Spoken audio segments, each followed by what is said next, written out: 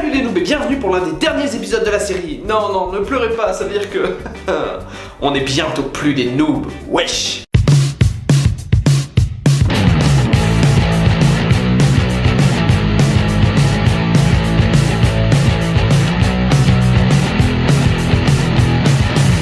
Cet épisode sera consacré aux runes, encore quelque chose qui va vous donner des bonus supplémentaires pour vos personnages. Pour commencer, les runes s'achètent en points d'influence, en pays, ce qui se gagne à la fin des combats. Elles peuvent vous donner une multitude de statistiques, allant de l'AD à la paix, à la résistance magique, l'armure, la vitalité, la régénération de vie, de mana...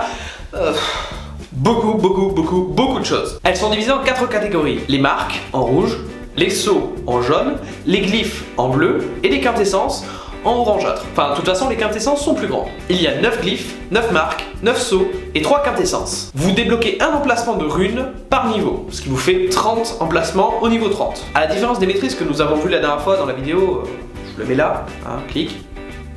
Oui, je vais faire comme tous les youtubeurs et je vais attendre que tu cliques et puis ça va être chiant et... Les runes, elles, vont vous donner des bonus un peu plus classiques, hein, des dégâts, de la puissance, de la vitesse d'attaque, de l'armure, de la résistance magique, ce type de choses. Alors tout comme les maîtrises, il existe énormément de pages de runes différentes et de modes selon les époques et les personnages. Sauf que là, de base, vous avez que 2 pages, donc c'est un petit peu chaud. Ensuite, vous pouvez pas les modifier pendant la sélection des champions.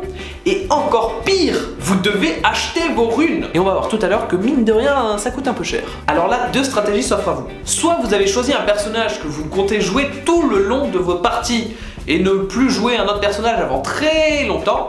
Et dans ce cas-là, vous cherchez la meilleure page pour ce personnage, soit vous voulez faire le choix de pouvoir jouer tout et n'importe quoi, quitte à être pas optimisé à 100%, mais largement assez optimisé pour monter très loin. C'est-à-dire investir dans 2 pages de runes, une pour les personnages un peu plus AD et une pour les personnages un petit peu plus AP. On va commencer par les glyphes parce qu'il y a un type de rune à avoir et c'est tout. Et c'est quand même bien pratique. En glyphes, c'est-à-dire en bleu, vous prenez de la résistance magique. En sceau, vous allez prendre de l'armure ou des points de vie par niveau. Personnellement, je vous conseille l'armure parce que ça reste le choix le plus versatile. Mais les points de vie par niveau sont aussi très utilisés. Pour ça que je vous en parle. Mais dans ce cas, vous allez me dire pourquoi des sceaux d'armure et pas des sceaux de résistance magique et vice versa. Les sceaux de résistance magique vont vous apporter 0,74 résistance magique, tandis que les glyphes de résistance magique vont vous apporter 1,34. Et les glyphes d'armure vont vous apporter 0,74 d'armure, tandis que les sceaux vont vous apporter 1 d'armure. C'est pour ça que c'est mieux de le prendre en jaune de l'armure et en bleu de la résistance magique. Bien pour les marques et les quintessences, pour la page AD c'est simple, des dégâts physiques. Pour la page AP par contre, si les quintessences restent de la puissance, les marques de puissance sont très bien et à mes yeux sont très utiles. Cependant les marques de pénétration magique coûtent moins cher et sont tout aussi intéressantes passé un certain niveau de jeu. Aussi les avis étant mitigés, je vous conseille la pénétration magique, rien que pour le fait que ça coûte moins cher. Et vous allez voir que, mine de rien, vous allez être content d'avoir des runes moins chères. Et oui, parce qu'évidemment, tout ça a un coût. Pour les glyphes de résistance magique, cela vous coûtera 918 points d'influence.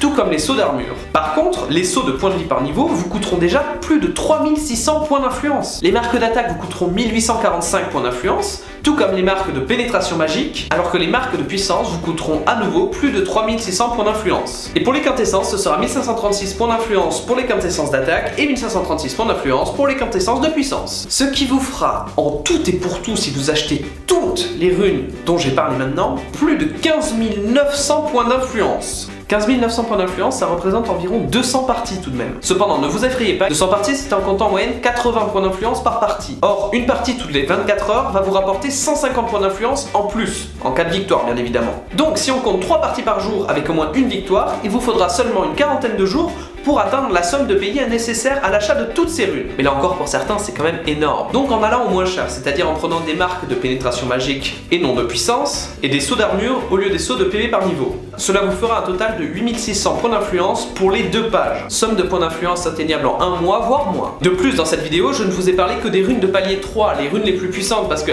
à mon sens, c'est les plus intéressantes puisque c'est celles que vous garderez à vie. Mais en attendant, il existe des runes de palier 2 qui vous permettront de combler les trous dans vos pages de maîtrise et qui ne coûtent qu'un point d'influence. Autant vous dire que vous pouvez toutes les essayer sans grande conséquence. Bien, j'espère que cette petite vidéo vous a plu. Si vous avez une question quelconque, posez-la dans les commentaires ou sur nos réseaux sociaux.